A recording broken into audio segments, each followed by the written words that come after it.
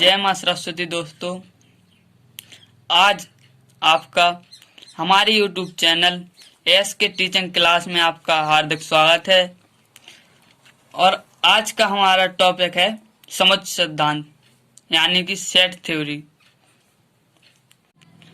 Set का अर्थ है समुच्चय, यानी कि जैसे कि हम कह दें बाल्टी सेट या टब सेट।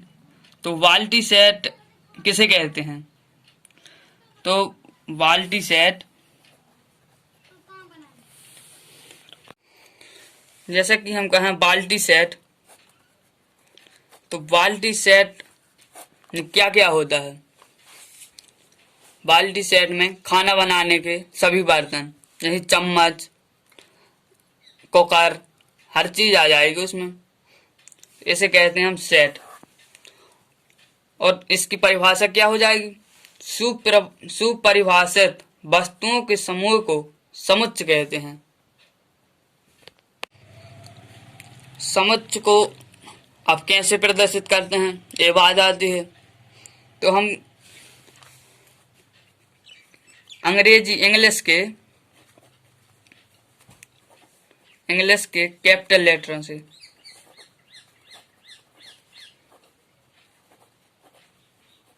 जैसे कि A B dot dot dot Z, मतलब किसी अक्षरों से भी कर सकते हैं।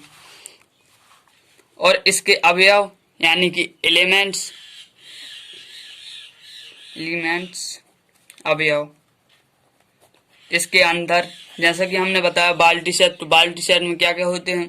चम्मच, कढ़ाई, तो ये इसके अवयव हो जाएंगे, जिसको हम प्रदर्शित करते हैं इंग्लिश के स्मॉल लेटरों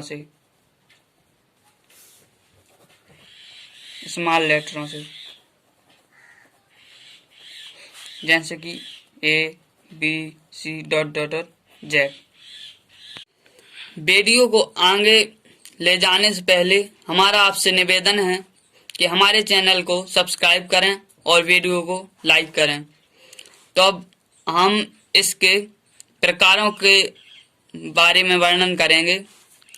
तो पहला है रिक्त समुच्चय यानी कि एम्प्टी सेट, और इसे कह सकते हैं हम नल सेट। एम्प्टी सेट जो हमारे नाम से ही समझ में आ रहा है, यानी रिक्त समुच्चय। रिक्त मतलब खाली, ऐसा समुच्चय जिसमें कोई भी अवयव ना हो, यानी कि कोई एलिमेंट्स ना हो, उसे हम रिक्त समुच्चय कहते हैं। जैसे कि 5 और 6 के बीच प्राकृत संख्याओं का समुच्चय।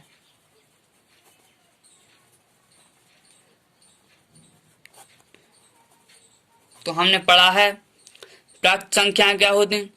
जो 1 से प्रारंभ होती हैं और अनंत तक जाती हैं। तो अब यहाँ पर हम डिस्कस करेंगे 5 और 6 के बीच कोई प्राकृत संख्या है?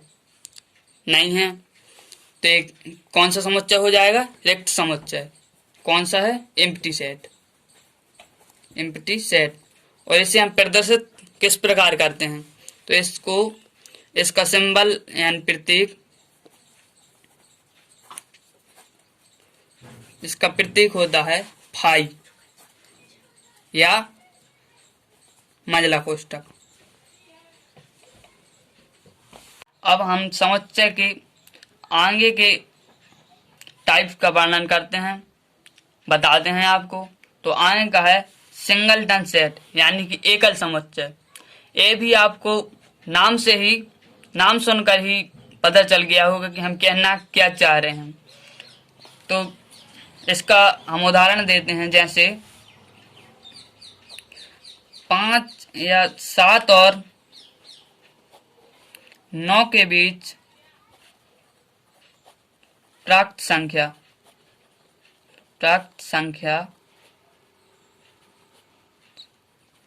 का समुच्चय। प्राकृत संख्याओं का समुच्चय। तो क्या हो जाएंगे, 7 और 9 के बीच हमारी कौन सी प्राकृत संख्या आती है, वो है 8। तो इस हम किस किस प्रकार लिखेंगे, 7 8। यानी कि इसका अर्थ ये है कि जिस समुच्चय में केवल एक ही अवयव हो उसको एकल समुच्चय कहते हैं। समुच्चय का एक तीसरा प्रकार है यानी कि फाइनाइट सेट, परिमित समुच्चय। फाइनाइट सेट यानी कि जिस प्रकार फाइनाइट नंबर होते हैं उसी प्रकार से ये है फाइनाइट सेट, यानी कि ऐसे समुच्चय जिनकी हम गिनती कर सकें। यानी कि लिख सकते हैं हम a बराबर 1 2 3 4 5 6। इसके अवयव कितने हैं, 6, यानी कि इसकी हम गिनती कर सकते हैं। तो ये कौन सा समुच्चय हो गया, फाइनाइट सेट, फाइनाइट सेट। चौथे समुच्चय की ओर आगे बढ़ते हैं। ये है हमारा इनफाइनाइट सेट यानी कि अपरिमित समुच्चय। अपरिमित हम किसको कहते हैं, जिनकी संख्याओं को हम गिन ना सकें उसे हम अपरिमित कहते हैं। तो इसका उदाहरण क्या हो जाएगा, उदाहरण हो जाएगा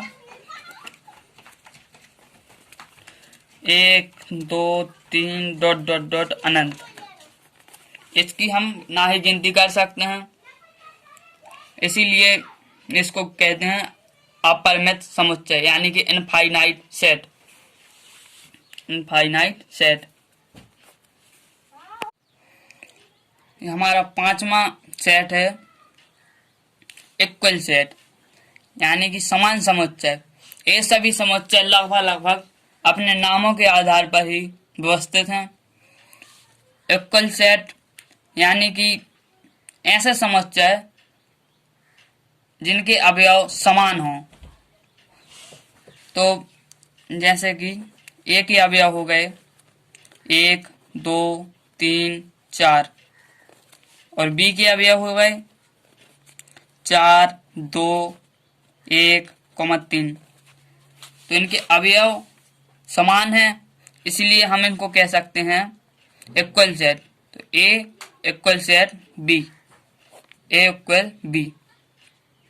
तो आज हमने समुच्चय के सभी प्रकार, उनके उदाहरणों को अध्ययन किया और पार्ट 2 में हम इसके सवालों का अध्ययन कराएंगे।